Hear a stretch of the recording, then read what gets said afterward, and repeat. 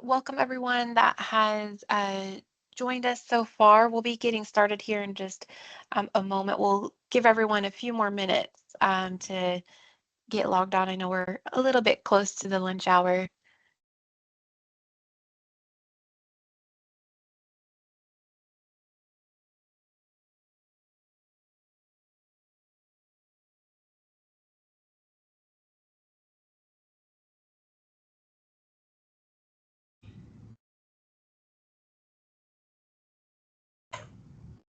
All right, well, I will go ahead and get us started. So welcome everyone to this webinar about decision-making tools for extreme heat and stormwater flood mitigation. We're really excited to be joined by a couple of folks that work with the Smart Surfaces Coalition to present this information and these tools to everyone. My name is Krista Guzman. I'm a Senior Environment and Development Planner here at the North Central Texas Council of Governments. If you aren't already familiar with who I am, I've previously worked on our regional stormwater management program, and I now work on our regional public works program in addition to our regional energy management program. So this tool and webinar definitely transects some of the programs that I have had the opportunity of working on. So here is a quick agenda of what we will be covering today. So just a little bit of housekeeping before we get started. Please keep your microphones on mute until the end of the presentations. There will be a Q&A session at the end of each demonstration of tools.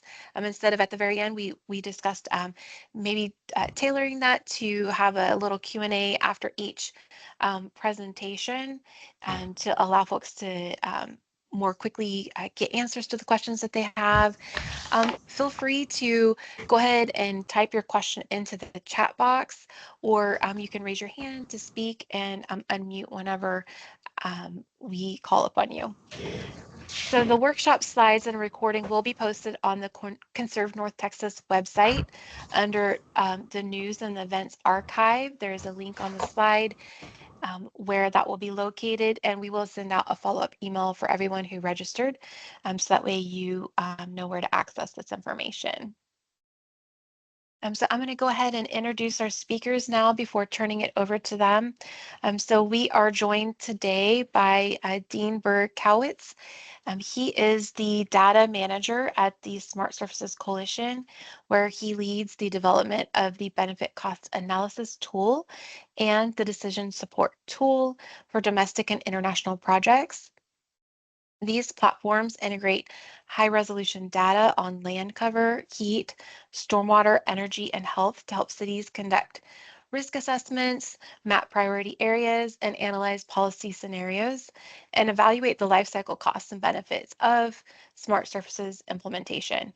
Before joining Smart Surfaces Coalition, he did serve as the project lead with NASA's DEVELOP program in Idaho and applied satellite data to wildfire smoke forecasting, and as a remote sensing analyst with NASA DEVELOP in North Carolina, where he built a composite moisture index to support drought and flood risk management. He holds a BA in geography from the University of California, Berkeley, where he researched vascular plant biodiversity hotspots in the Mojave Desert to inform conservation priorities in the context of renewable energy development. And next we have Dan Metzger.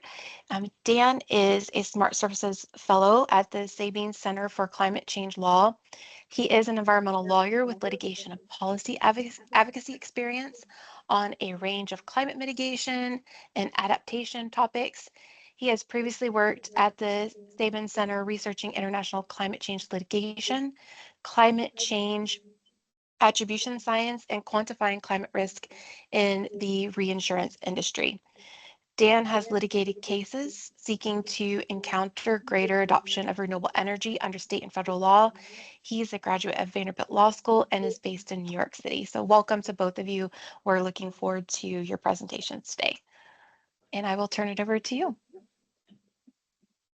Thank you so much, Krista. Hello, everybody. Nice to meet you all. Thank you for joining us today. We're looking forward to sharing with you all a little bit about the work that we're doing here at the Smart Surfaces Coalition. with our partners at the City of Dallas, as well as our stakeholders across the larger metropolitan area of DFW. So this presentation is going to be a little bit of background around the work that we do, the structure of our organization, the work we've done to date with our city stakeholders, and then we're going to shift into some web tool demos that Dan and I will be leading to showcase to all of you here today some of these platforms that we have built as a coalition to enable our city and metropolitan area stakeholders across the United States to understand and map risk assessment related to smart surfaces, so heat and flooding risk, as well as understanding the benefit cost analysis of deploying smart surface infrastructure solutions across different project scales, as well as understanding the landscape of available policy levers that exist in other regional contexts that might be useful for understanding what might be possible in in Texas or other jurisdictions within the North Central Texas Council of Governments. So with that, we could go ahead to the next slide, please. So the Smart Surfaces Coalition is a 501c3 nonprofit organization based in Washington, D.C. And we are a coalition made up of more than 40 leading national and international organizations that are all committed to creating healthier, cooler, and more resilient cities through this shared mission of cost effectively reducing the impacts of extreme urban heat and flooding. Next slide, please. And the way we do that is through understanding and disseminating knowledge and best practices related to smart surfaces. So smart surfaces is, sometimes people think about this in terms of smart cities in the context of technology. These are technologies, but they're not necessarily as sophisticated as, advanced electronics. These are common practices, many of which have been implemented, adopted in many regions over time to address different kinds of issues related to urban heat, flooding, and greening. And when we say smart surfaces, we're really referring to any kind of horizontal surface-based infrastructure solution that is able to cost effectively manage both urban heat and stormwater risk while maximizing these health, climate, and equity co-benefits. And there's two or three main categories that these technologies fall into. One is reflective surfaces, so applying cool pavement coatings to roads and parking lots, applying cool pavement coatings or using highly reflective shingles on low slope or steep slope buildings. Then when we think about green infrastructure, such as green roofs, urban trees, green stormwater infrastructure that can reduce urban heat and flooding risks, while also making cities more beautiful place to live. Porous technologies such as porous or permeable pavements that are not necessarily green, but increase the permeability of urban hardscapes to enable increased infiltration from precipitation to reduce stress on stormwater infrastructure, as well as a couple of other technologies such as solar PV or zero and negative carbon concrete, which we include as smart surfaces because they cost effectively help to achieve these goals from the perspective of urban climate resilience and mitigation of greenhouse gas emissions. Next slide, please.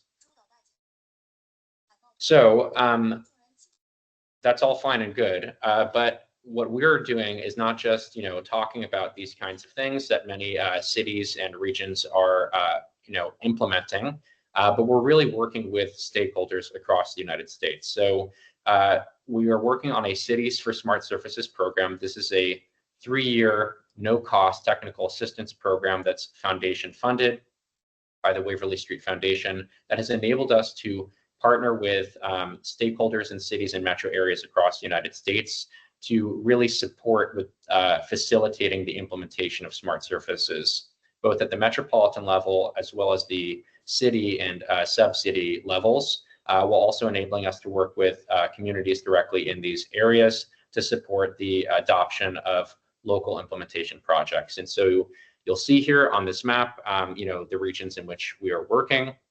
It spans,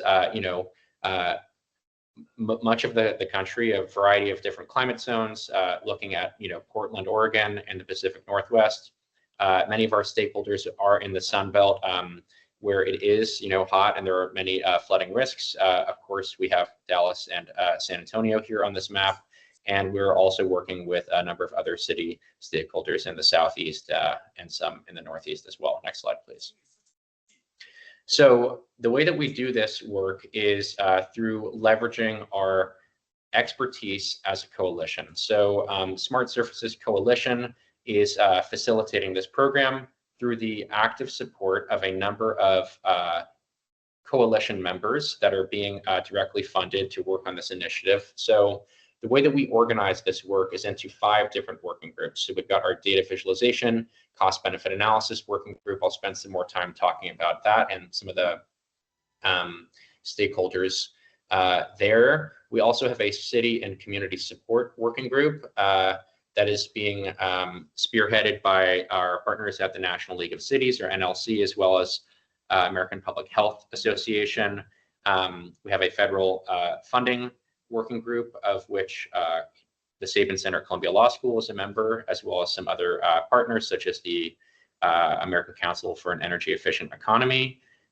We also have a policy and legal working group, as well as a health and research communications working group. So, through each of these different prongs, we're able to leverage the diverse expertise and knowledge of all of our partners to really support our stakeholders in implementing smart surfaces across these scales. Next slide, please.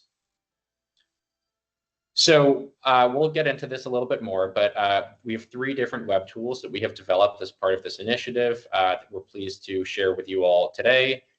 These are publicly available. They're still being tweaked throughout the end of this calendar year and into early of 2026, but they're mostly ready to go, and they're already being used by our stakeholders across our 10 cities and metro areas to drive policy analysis and solutions on the ground. So we have a decision support tool, which is a geospatial web mapping platform that's helpful for assessing risk.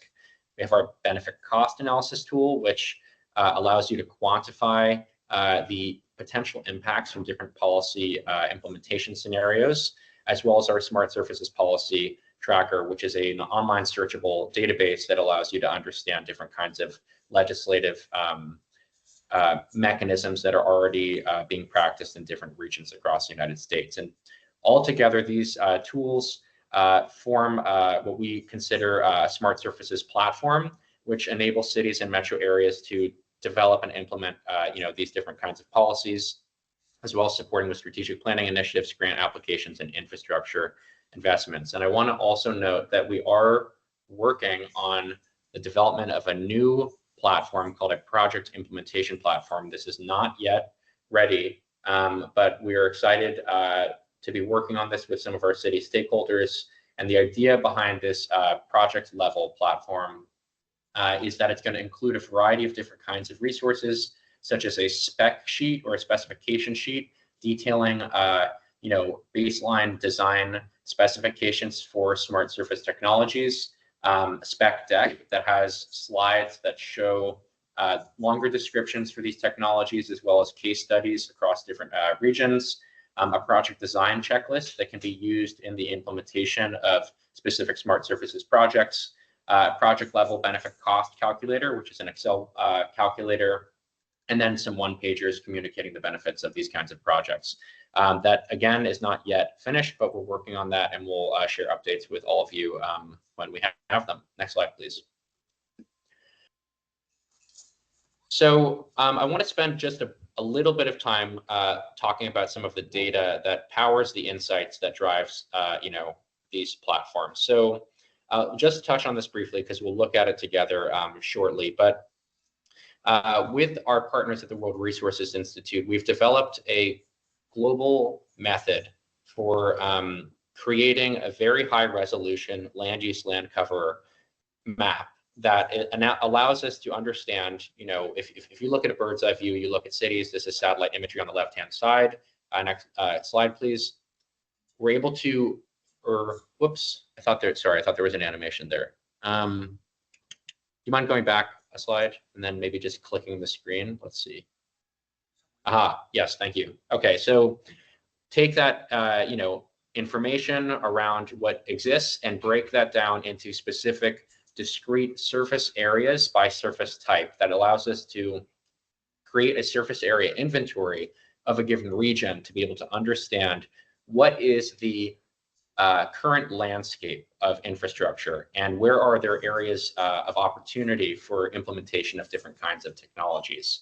And you'll note on the lower right-hand corner of the screen, we have done some validation on this data set. It's been validated at 93% accuracy. There is a publication that will be coming out early next year detailing the methods behind that validation, but needless to say, this is a very accurate data set that we are pleased to share and powers our platforms. Next slide, please. So that's one important piece of this, but there are a lot of other data layers that exist already and some data layers that we've created from scratch with our partners to be able to power these tools. Click the slide, please. So we have that baseline understanding of existing surface infrastructure. Click again, please. We pair that with high resolution data on the presence and absence of tree canopy cover to understand where there are gaps for planting targets. Click again, please. We also have thermal and optical imagery from satellites that allow us to pinpoint urban hotspots. This is looking at Landsat land surface temperature. Click again, please. We also have surface reflectance data, or albedo, which actually quantifies the amount of light that's bouncing off of a given surface, which allows us to measure directly how much a given surface is contributing to the urban heat island effect. Click again, please. And we also have done some very high resolution micrometeorological modeling to be able to understand what is the baseline heat exposure in a given place, looking at near surface air temperature 2 meters above the ground level. Click again, please, as a baseline. And then what is the potential of cooling that might result from deployment of these technologies? This is just a snapshot of some cooling potential from our other cities. Click again, please. Lastly, we pair that with land ownership data, such as public parcels broken out by agency, to allow us to take all of this information, this data stack, and really drive our understanding of potential for change, and then conduct detailed benefit cost analysis to understand the potential benefit cost ratio and net present value of different deployment strategies over time. Next slide, please. So with that, we have our tools. We'll go ahead and just take a moment here to see if there are any questions or comments around any of this content so far before we go ahead and dive into the tool demos.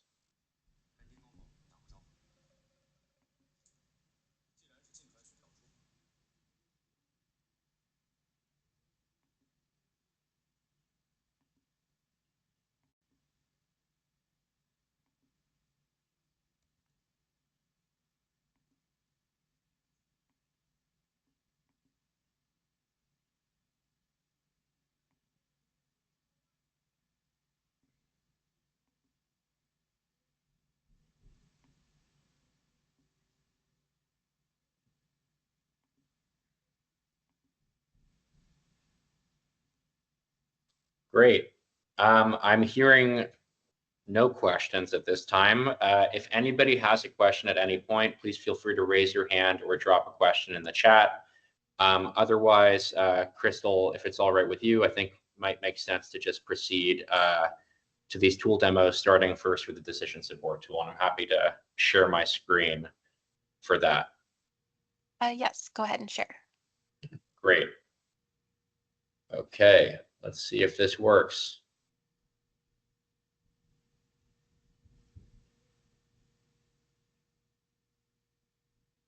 Are you all able to see my screen here?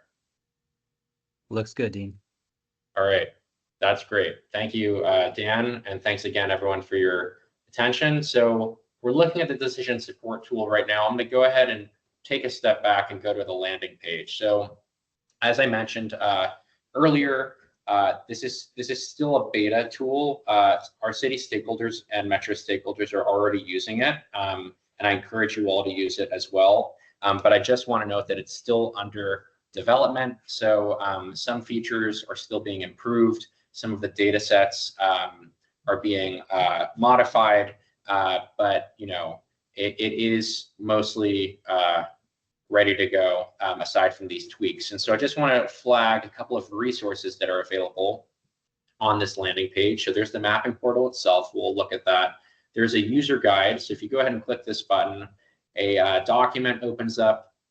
This is just very high level, how to use this platform if you haven't seen a demo, if you come across it and you want to understand how to interact with it.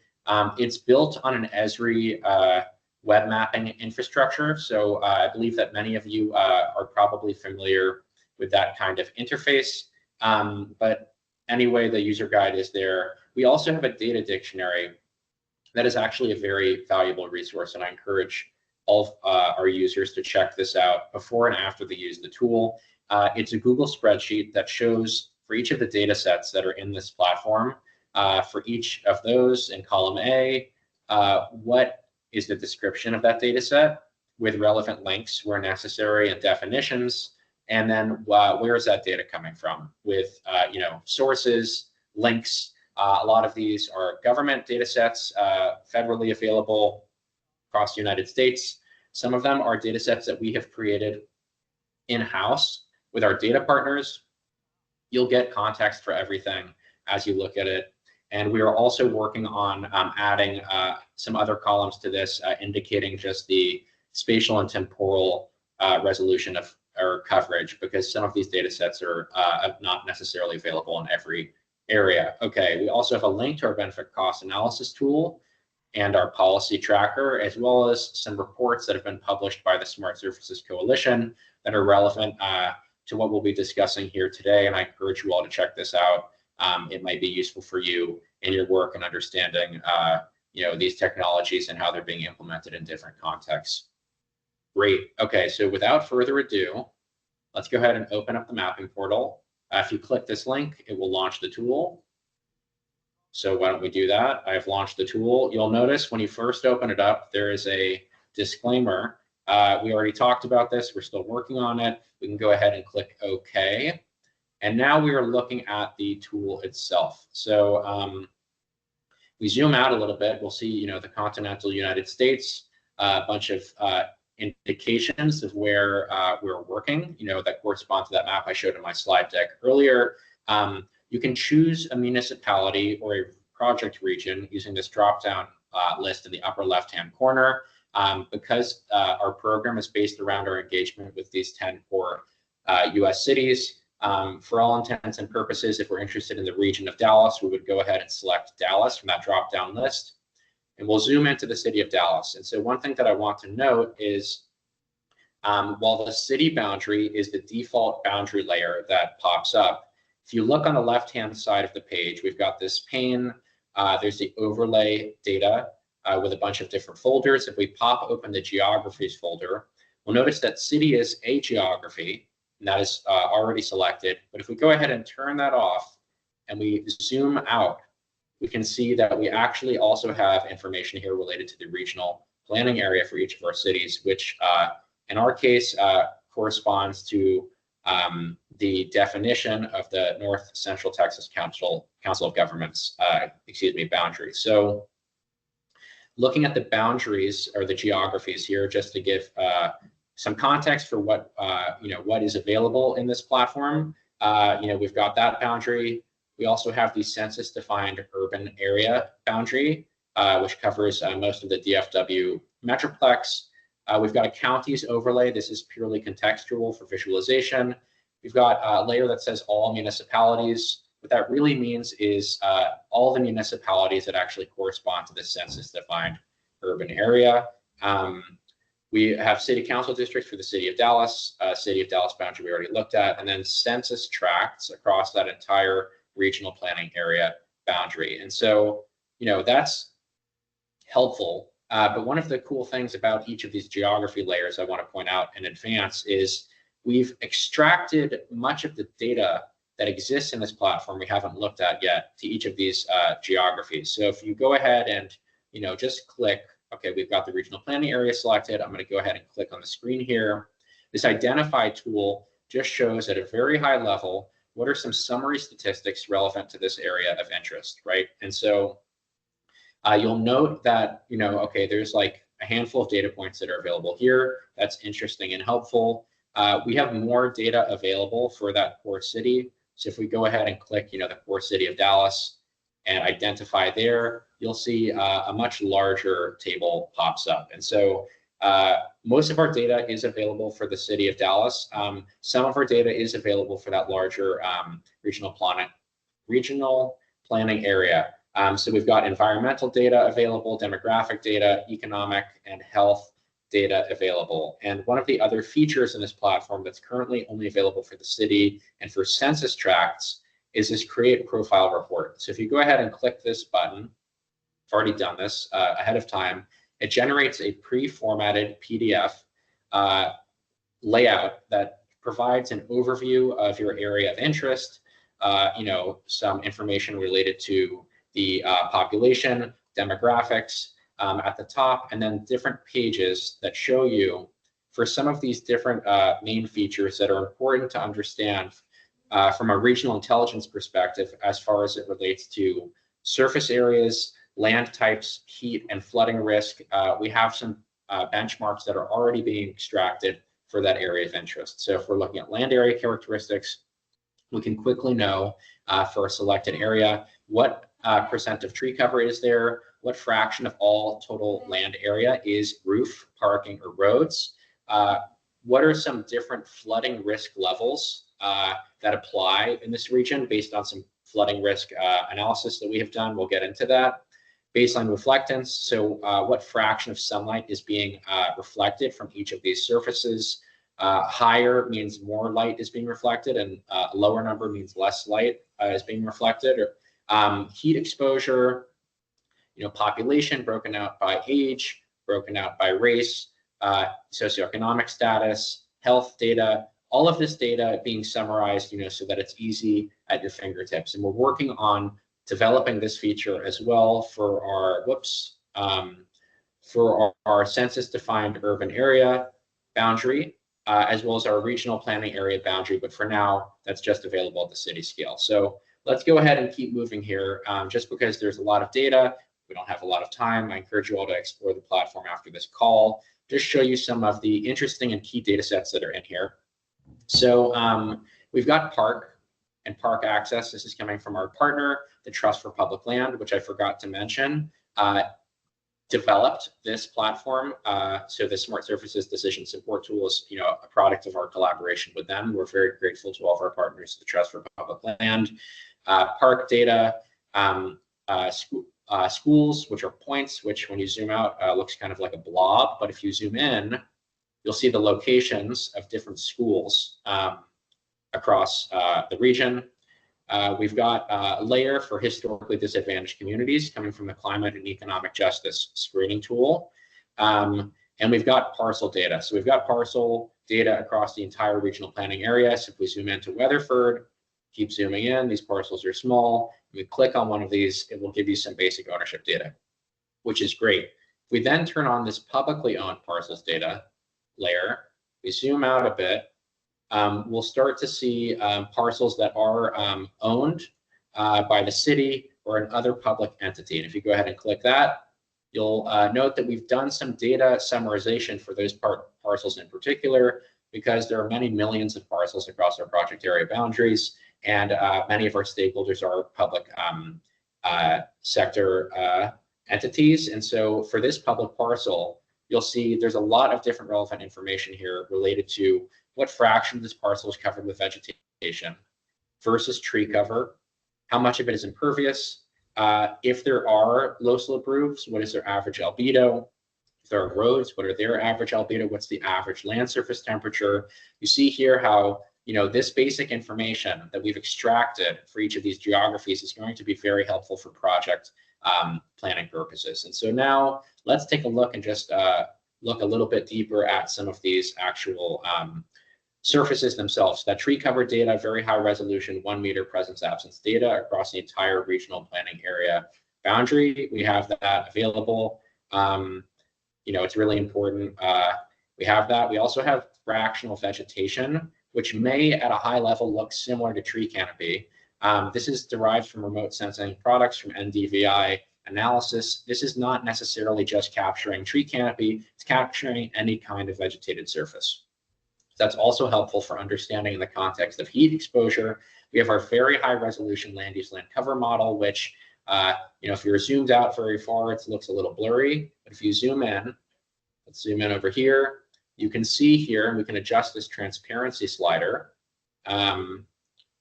how well the imagery, that base map imagery, let me go ahead and shift this over to satellite base map imagery, corresponds to our classification of land use and land cover. If you go ahead and break this down on the left-hand sidebar into all the different surfaces, you can see, what a given surface is. I'll just note that if you have multiple layers selected, you might be confused. You might say, hey, why am I looking at this summary statistics? You got to hit this arrow to just get over to the next feature. And if you don't want to see everything, you can turn off, boundaries, and then you'll just get this land use land cover. Cool. So let's keep going here. We've got that. We've got high resolution albedo data. We've got a bunch of heat data. So we've did some temperature modeling, as I mentioned earlier, with our partner Altostratus Inc. for different geographic scales. So land surface temperature is really helpful as a baseline. This is available for the entire regional planning area boundary. This is coming from Landsat satellite imagery. And so what this will show you is the average degree Fahrenheit land surface temperature as a summer composite over multiple calendar years, which is very useful for understanding quickly where are urban hotspots. But one of the things that's important that we like to emphasize in the work that we do around urban heat island mitigation is land surface temperature is just a reflection of the actual ground temperature, right? Which is important if you're touching the ground or if you're touching a roof. But in reality, a person experiences temperature in a different way. And so we're better able to quantify the experience of temperature looking at the city air temperature data. And you'll notice that the contours or the distinctions between areas of a city are not as extreme as if you're looking at land surface temperature data alone. But these are very important and real differences in terms of experience, where folks that live in, let's say, the center of the city of Dallas on a hot summer afternoon are experiencing an average air temperature of up to 109.9 degrees Fahrenheit. And if you're living more on the periphery of the city, you might be experiencing a temperature that's actually 4.5 degrees Fahrenheit cooler, which at these very high temperatures makes a big difference, especially for people that are vulnerable to heat, that don't necessarily have access to air conditioning, for various reasons. So this is really important. We've done this modeling also to showcase the potential reductions from smart surfaces. So this is just one potential scenario that we're showcasing here, but this is just to give folks a sense of, on the basis of existing surface characteristics, where are all the buildings, where are all the roads, where is the heat getting trapped in the city, where are there gaps in tree canopy cover. I haven't shown this yet, but power of this tool is you can really turn these layers on, all together, right? I mean, not necessarily all together, but you can use it as a way to understand, okay, if I'm looking at the city of Dallas and I'm, let's say, changing the base map to light gray, I'm looking at the center and the western northwest part of the city seems to have a lot fewer trees than other neighborhoods. How hot is it there? We might expect that it's hotter than other neighborhoods. And that would be confirmed just by turning on this map, right? And so that's land surface temperature. You can then get a sense of how hot it is with air temperature, and you can get a sense of the potential for cooling in those areas. And we see that there are certain areas in the city that have a very high cooling potential on the basis of the ability to deploy smart surface technologies. So We've mostly looked at the overlays, and I'll just show you that we also have done the heat modeling at the metropolitan area scale. This doesn't cover the entire metro area, but it covers some other areas outside of the city of Dallas boundary. We're looking at trees. Let's turn this off. We are also looking, you can look at the air temperature for, not the city, excuse me, for the city of Dallas, the metro area, excuse me.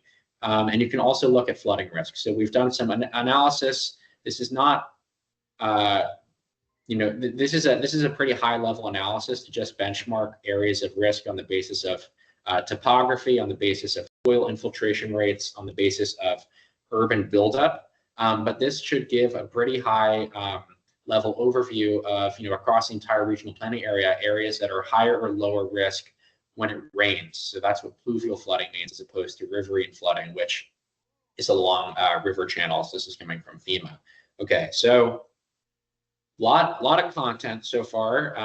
Thank you for your attention. I want to just go ahead and pause here. There's a couple features that I want to highlight before we shift over to the benefit cost analysis tool in terms of how you can use the DST to run queries to identify areas of intersecting priority, and also to produce maps that you can share with colleagues or use in project or policy planning work. But before I do that, just want to go ahead and do a brief pause.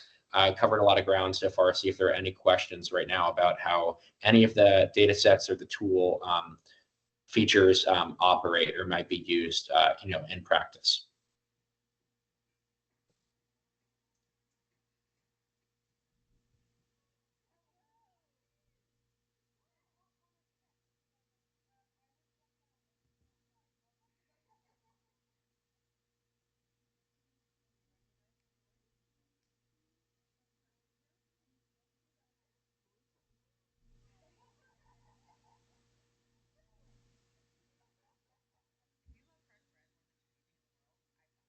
Susan, I see your hand up.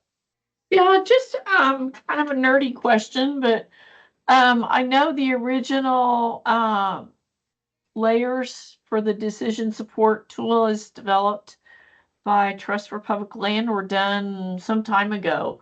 What is the current, do you have metadata, or do you know what the current data set is? Is it that still the original decision support tool, or has that data been updated?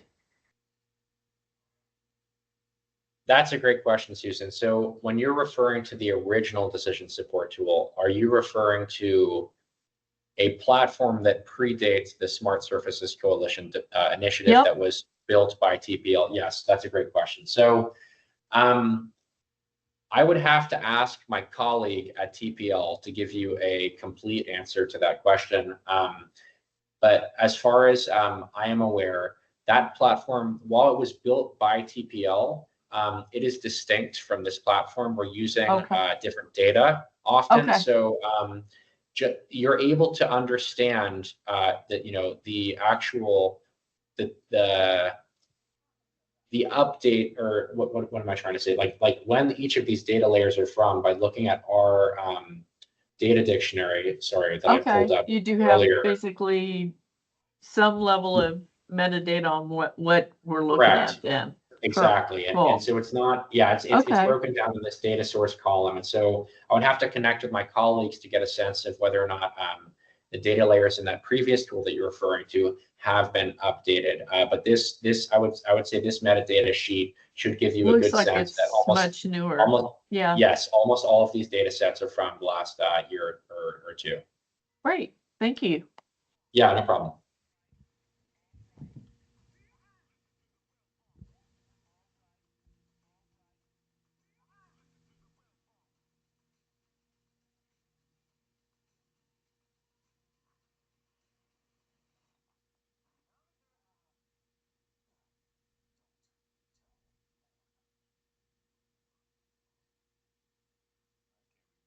Okay, great. Well, I'm not hearing any other questions now, but please feel free to chime in where necessary. I'm going to go ahead and just walk through how the query feature might be used to understand potential census tracts that are areas of interest, on the basis of heat, heat exposure. So We're scrolling down on the left-hand sidebar. We're looking at this census tract. If you want to, get a sense of that geography again, census tracts extend across the entirety of the regional planning area boundary. And to just get a sense of, what tracts are available across the NCTCOG boundary, you can go ahead and hit that regional planning area equals Dallas region, hit OK and run that query, and it will return all of the census tracts that exist in this area. It's taking a second to think here. Great, so we've got that, returned all the tracts, and you'll notice here it will return a data table as well. So it appears that there are roughly 1,700 census tracts across the regional planning area boundary. Data table comes with many different attribute fields. What's the area, what fraction of that, if each tract is, falls into these different thresholds, like what is the average fraction of, the population that meets these different characteristics, what's that average air temperature on a hot summer day, what's the total population, et cetera, et cetera. So this is, a lot of data, great, good starting point. Let's keep going, because nobody necessarily wants to see all this data. I'm just showing you how we can zoom in here. So we're starting at the very, broadest scale regional planning area. Let's say now, okay, great. We're looking at that. Let's say we are interested in understanding what are some of the tracts that have low tree canopy cover. And you might ask, well, that makes sense, Dean, but how do we determine what low means? And that's a great question. So tree cover really varies from place to place.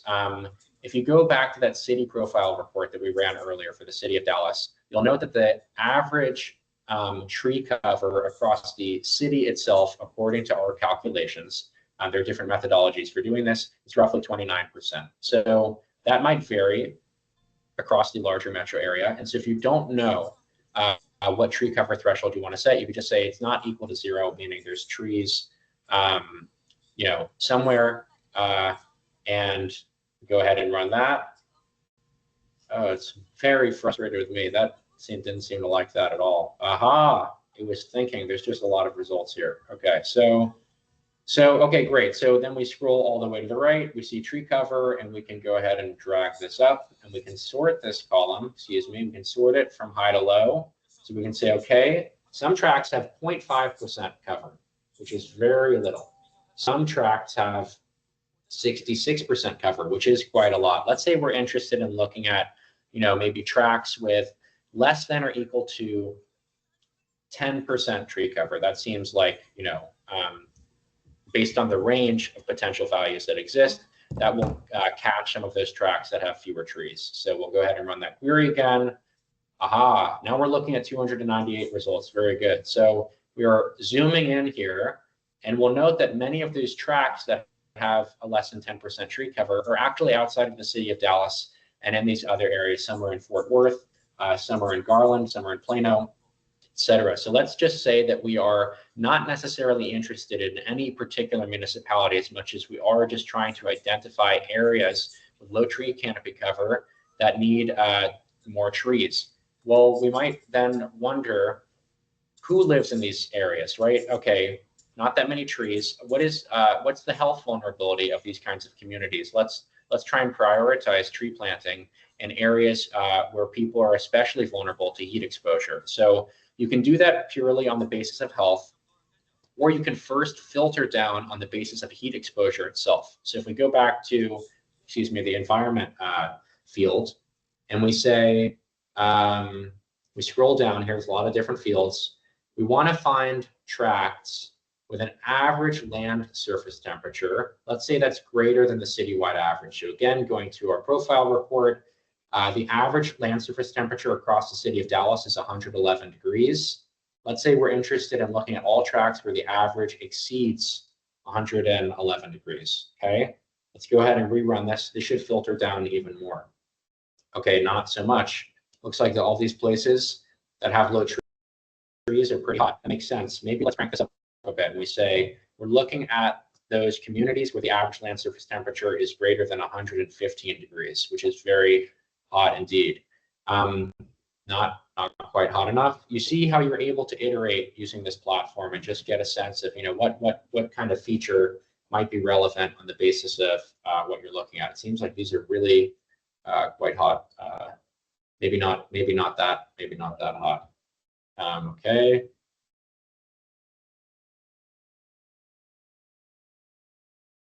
Well, I haven't found the magic number here. We're working on developing a series of resources just around how to benchmark, these different thresholds in different geographies. So it seems like probably somewhere between 115 and 120 degrees, the average land surface temperature, stops. Let's say we're looking at areas that are primarily identified as disadvantaged. And if you're interested in understanding the definition for that layer, you can look at the metadata. Great, we've got 54 results. Let's say for now, this is great. We want to share this information with some of our colleagues. We can go ahead and export this data to an Excel workbook, and you can go ahead and bring that into your own GIS platform for cross-referencing the census tract GeoIDs with other information, or you can go ahead and produce maps just from this platform itself. So if we went ahead and said, I want to print a map of these areas, we go ahead and hit that print button. We could say hot census tracts in Dallas or in NCTCOG boundary with few trees. Go ahead and hit this print button. It'll take a second here and it will create a map of what you have in your web map viewing stem. And you're able to do that by turning on those other layers that we looked at earlier, right? So while it's printing here, I'm going to go ahead and just scroll back up to the top and turn on these overlays and just see, yes, indeed, these tracts that were returned by our query do have less tree canopy cover. That makes sense. You can also look at the, reflectance values. They seem to be darker. Those two in particular. It seems like our thing has run, so we're going to go ahead and open this up, and you get this map, right? And so I just want to emphasize that this platform it's helpful for data visualization for sure, and that's valuable. It's helpful for developing these iterative queries to identify areas that meet different characteristics for project and policy planning. And it's also used to create these very high-level maps that can be, generated fairly quickly for those that are not necessarily GIS experts and aren't, running ArcGIS on their own computers. So that's maybe a little bit longer than I initially hoped for, but that's just an overview of the DST's capabilities. Really encourage you all to check it out, play with it, use it, and ask us if you have any questions about how it works, how it can be used in your particular project area applications, and if there's any data questions you have around new features you'd like to see added, new data sets you'd like to see added, let us know. We're always looking for ways to improve this platform for all of our stakeholders. So go ahead and just pause again briefly to see if that opened up any questions, and if not, we'll roll right into the benefit cost analysis tool.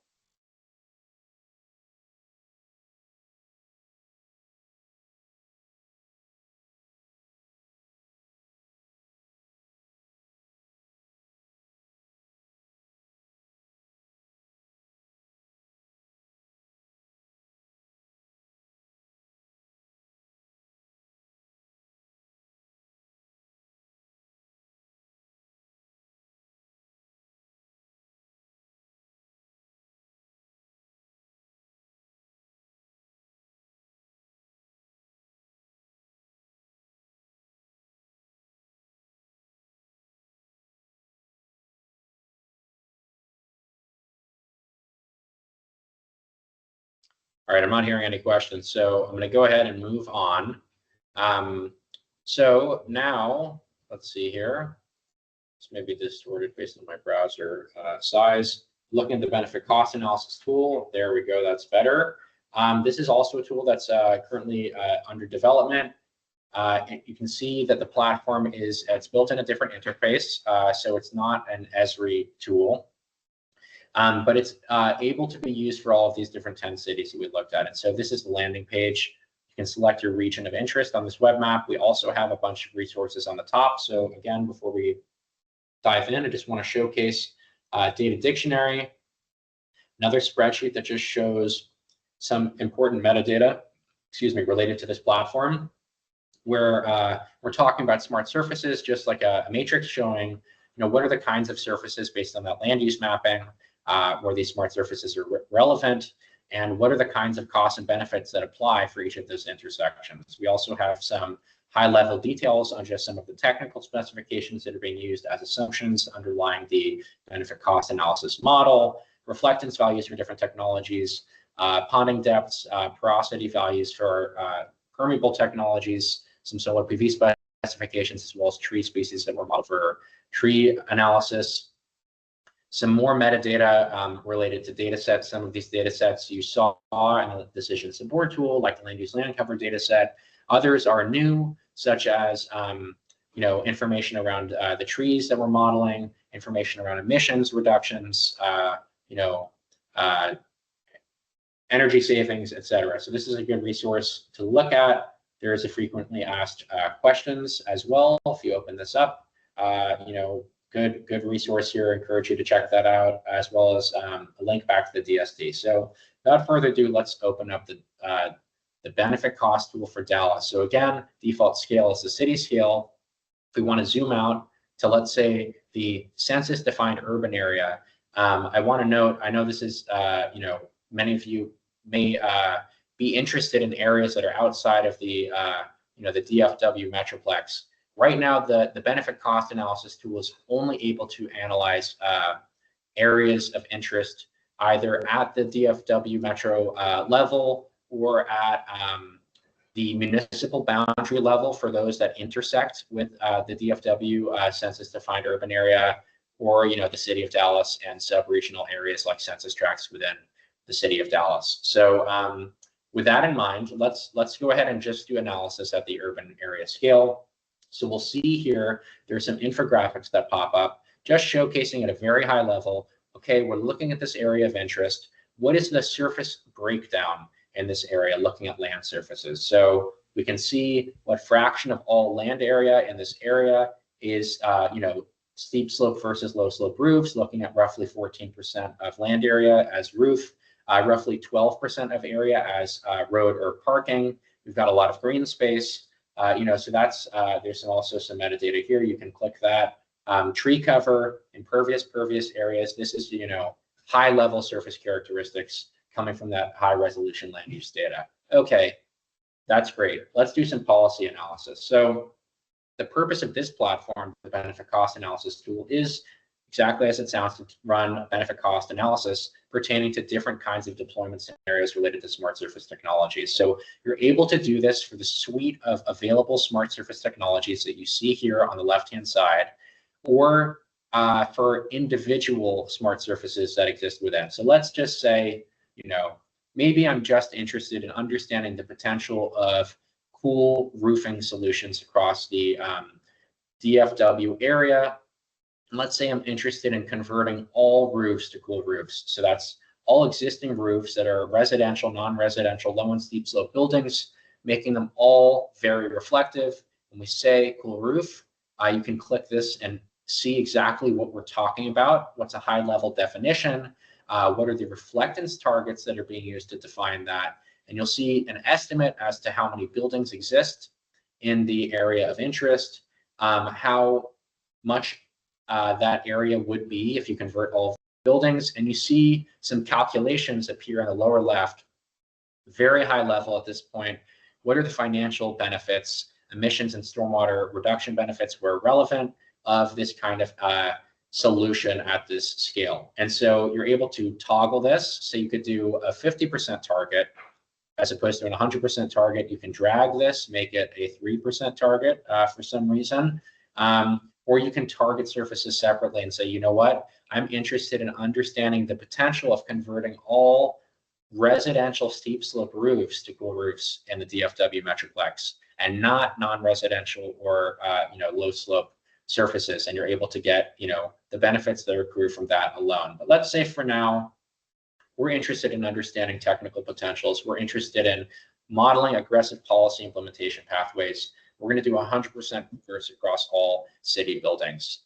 You can go ahead here and I won't spend too much time on these other surfaces. You could model minimal solar PV conversion on the basis of roof area. So I must mention that when we're talking about targeting, we're talking about percentage-based targets in relation to available surface area, right? So if we're converting 1% of all buildings to solar PV, that means we're putting solar PV systems on rooftops equivalent to the surface area of those buildings. And we're working on allowing users to also set targets on the basis of generation, system generation capacity in terms of kilowatts or watts as opposed to area alone.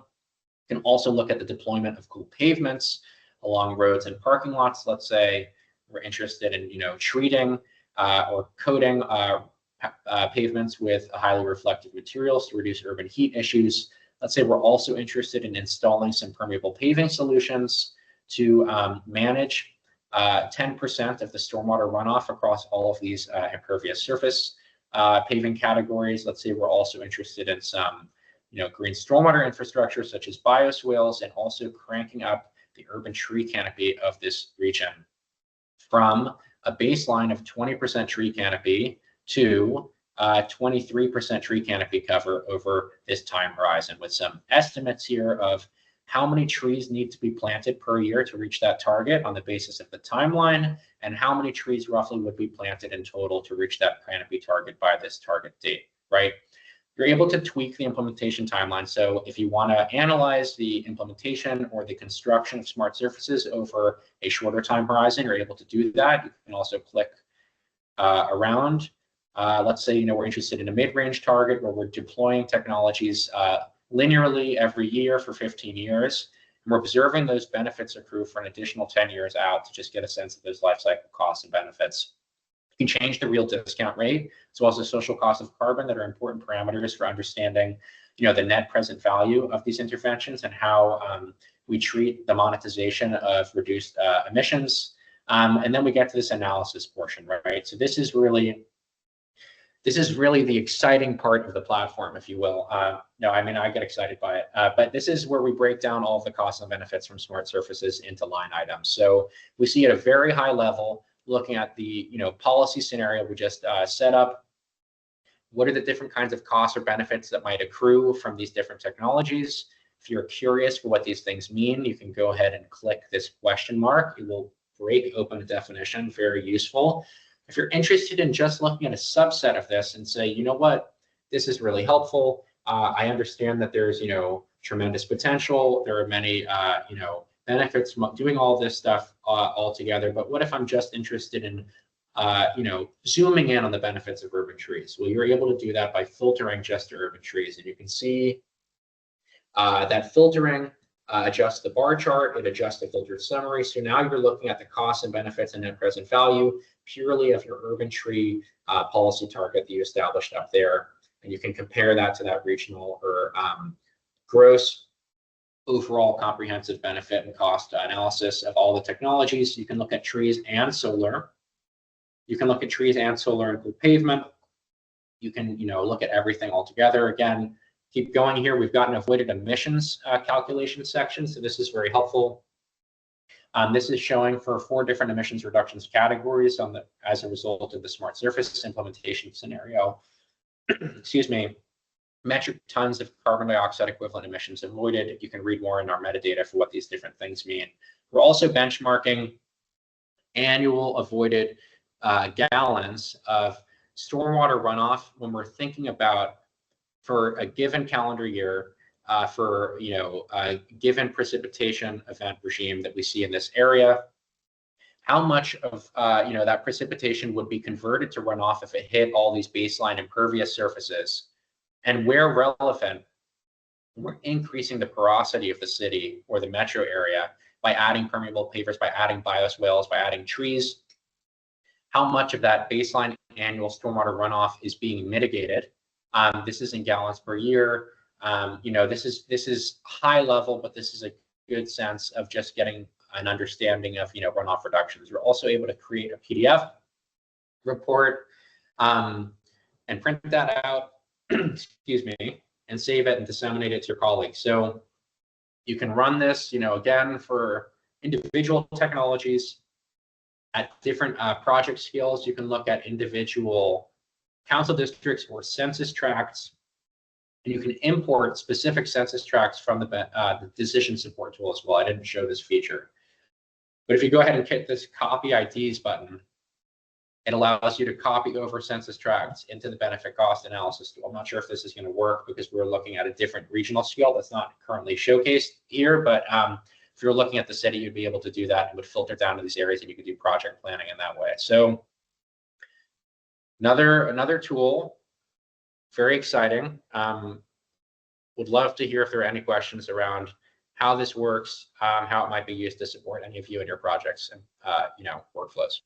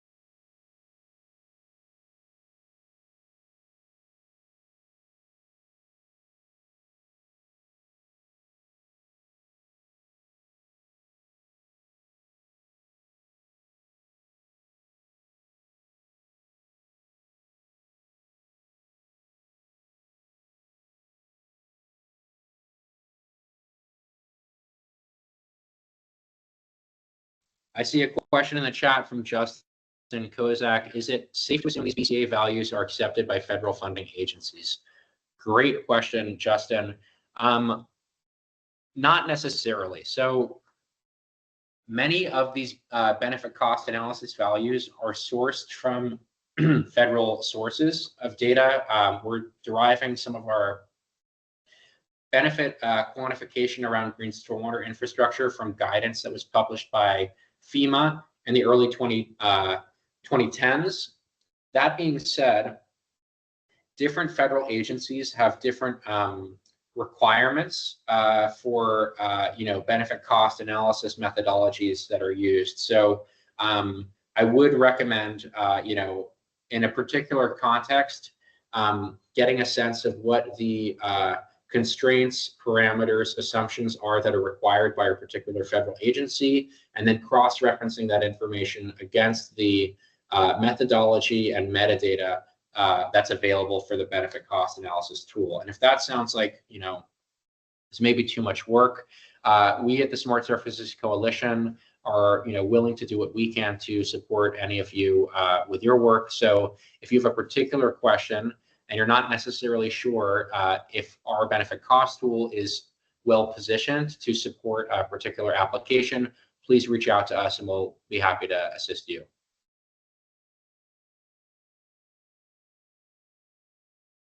And we will share our contact information at the end of this webinar, so you have access to that.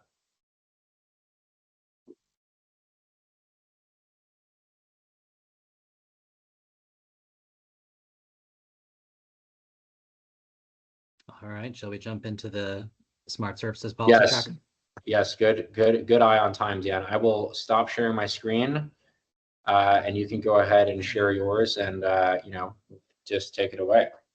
All right, thanks, Dean. Well, that's a tough act to follow to communicate such a gigantic amount of information. But for those of you who have stuck with us, the Smart Surfaces Policy Tracker has a fairly different flavor.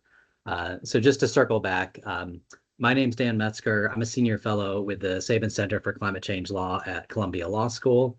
And the Sabin Center is a think and do tank, and we are one of the partners that works with the Smart Surfaces Coalition, offering legal and policy support, research and analysis on questions that come up in this space. So I'm going to use just the next few minutes to do an overview and demo of the Smart Surfaces Policy Tracker that Dean mentioned at the outset. And this is the third of the 3 tools that we're demoing today and that the coalition's put together over the past couple of years. The policy tracker is intended to support the benefit cost analysis tool and the decision support tool with a research platform to help understand how cities are actually taking the step of going from the insights that data provides to actualizing that in a zoning code, elsewhere in a city code, in resolutions, in policy, and the kind of nuts and bolts of it.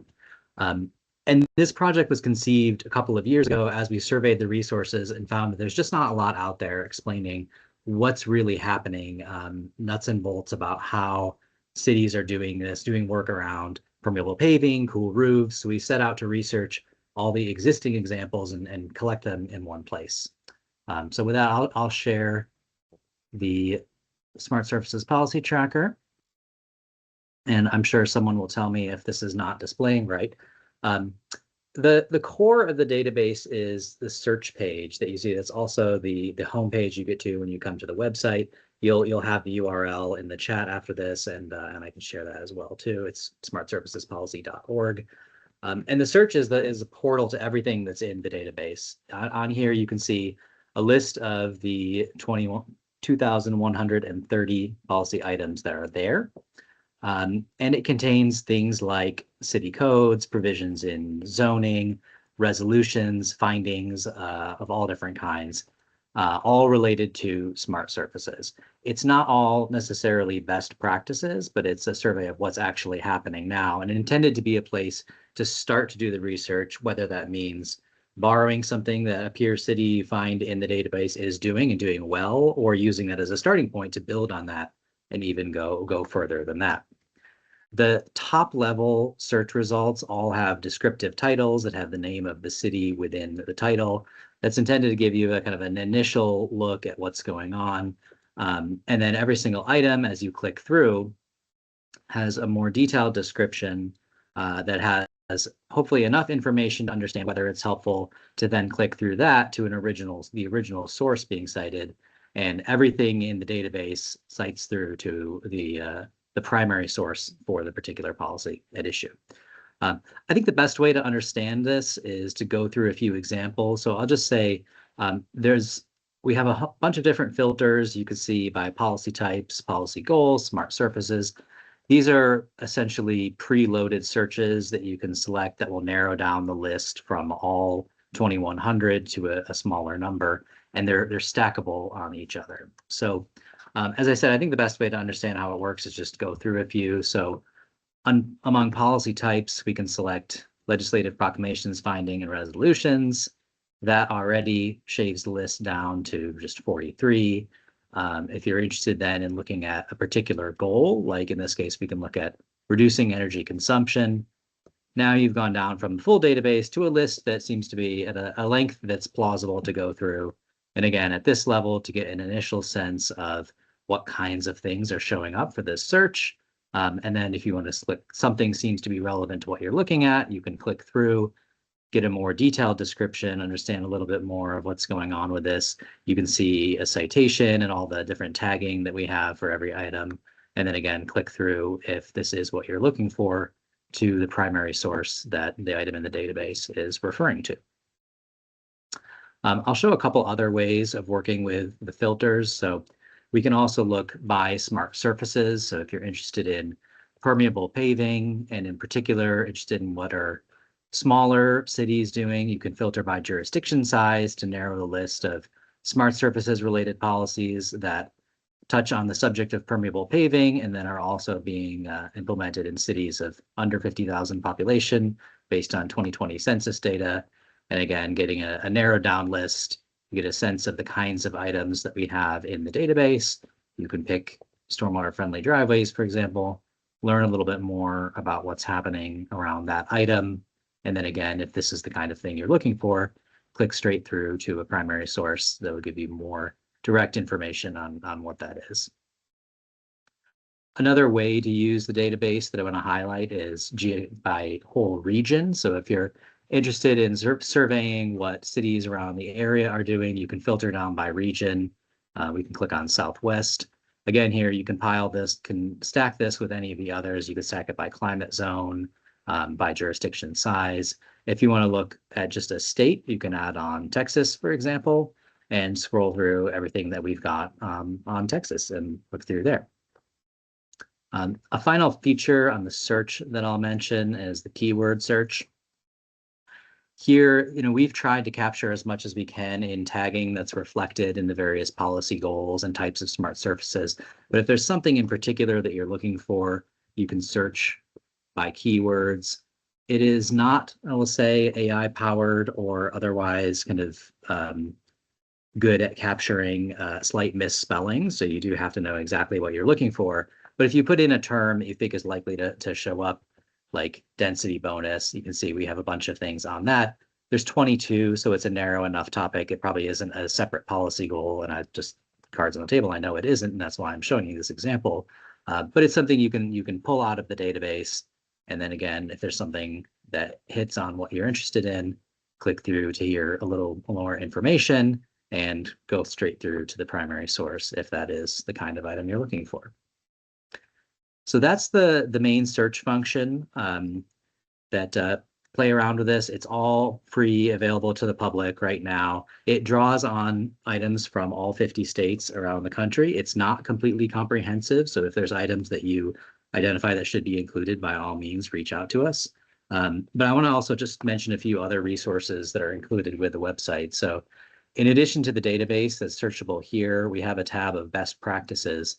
And this is really a rich and growing collection of guidance documents and model policies, model laws of various kinds that the Smart Surfaces Coalition and partners have developed around a whole range of different topics.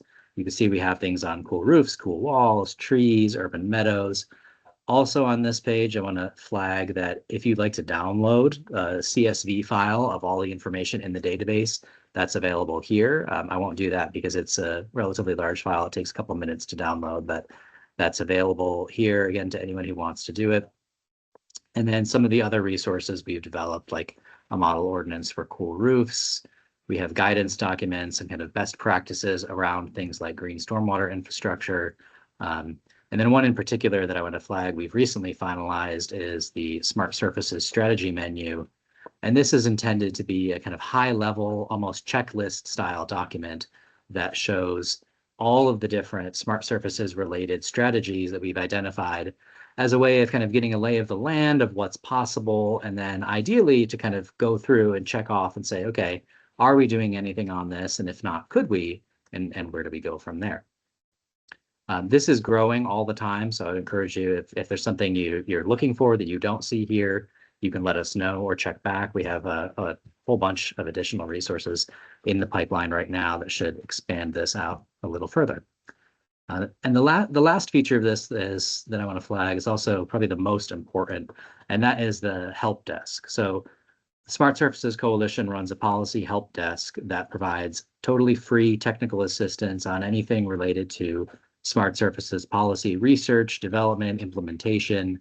And the best way to access that help is through the policy help desk form that you can find here under the help desk tab. That sends questions to the coalition that they can then filter through to the right partner. That includes all of us who are co-branded on this resource and everyone else you saw on Dean's slide at the outset of the different partner groups who are able to weigh in. There's some examples of the sorts of research that we've done on this in the past, but really we field questions through this all the time and love to hear it because it helps us better understand the way people are using the tool, the way we can respond, and how we can make this more useful to you. So I would encourage everybody to feel free to reach out through this for anything related to smart surfaces policy and access all the research and help that we have there. So that is the overview, and I will go ahead and stop sharing my screen. And again, I'll put the link in the chat so folks have it, and you'll have it in a few different places. But I'm happy to answer any questions this has brought up or otherwise expand on anything here.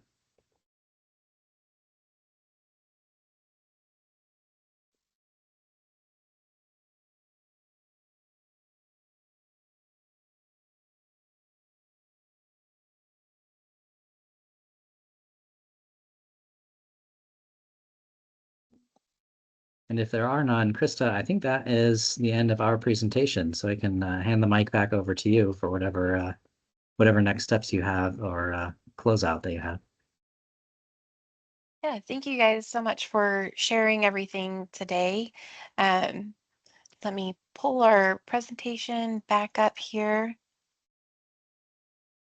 And yeah, so I will just kind of close things out and remind everyone of a few resources that we have here at the Council of Governments. We did send this meeting invitation, this webinar invitation out to quite a wide transect of our councils and committees. So I did want to just cross-share some other committee information that we have in case you are perhaps not aware. We do have our Regional Integration of Sustainability Efforts, or RISE Coalition, group that meets on a quarterly basis. This group serves to help educate local governments, universities, and nonprofits in a peer exchange manner, and really support sustainability and environmental initiatives. We have our Regional Public Works Program, which serves to help provide expertise and support to our executive board and our staff on a wide range of public works issues, as well as provide a forum and a format for them to exchange information and ideas and peer sharing. We have our Regional Stormwater Management Program, which serves a similar purpose, but more focused on stormwater within our region. And we have our Community Rating System, or CRS users group, which meets to collaborate on local floodplain mitigation goals and support one another in qualifying for CRS credit. And we have our TSI program, the Integrating Transportation and Stormwater Infrastructure. So that program serves to identify projects that can help reduce future flood risk and potential funding sources to implement those projects. And so the program webpage for each of these is linked there on the slide. And if you would like to get on our mailing list for future webinars and events, you can do so. The link here on the slide, and you can stay informed about events that we're having by viewing our event calendar. And this is just a handful of the staff that are working on many of these different programs I listed on the last couple of slides. If you have questions about any of these specific programs, please go ahead and reach out to us. And I will close it out with just a reminder that today's webinar and resources will be posted on the Conserve North Texas website under our event archive.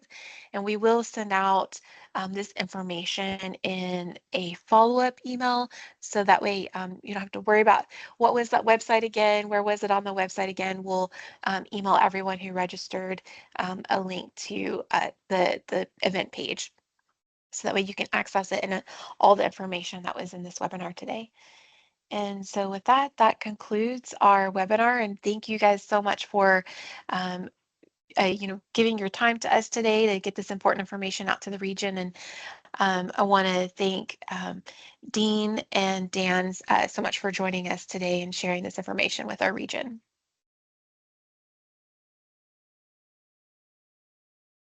Great. Thanks very much for having us. It was great talking with you. You too. Likewise, thank you all so much. And please feel free to reach out if you have any questions. Happy to help. All right, thank you. That concludes our webinar for today.